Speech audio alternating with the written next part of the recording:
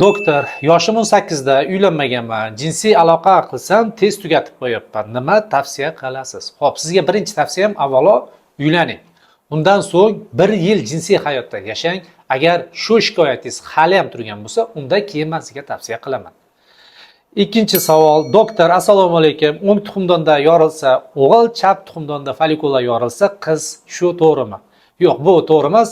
Avvalo Xudodan. Lekin o'g'il bola yoki qiz bola bo'lishi bu erkak kishiga bog'liq. Sizni tuxumdonlaringizga aloqasi yo'q. Xo'p, uchinchi savol, doktor, 4 infeksiyaga analiz topshiruvdim. Menda chiqdi. Xo'jayinim ham analiz topshirsinmi, shartmi yoki to'g'ridan to'g'ri davolaversin? Juda ham o'rinli kerakli savol. Xo'p, agar bir kishi topshirsa, shu analizida 4 infeksiya haqiqatda aktiv formasi chiqsa, unda ikkinchisi topshirish shart emas. Lekin ikkalasi ham teng saqlangan holatda birinchi va ikkinchi kurs lecheniyalarda olish kerak.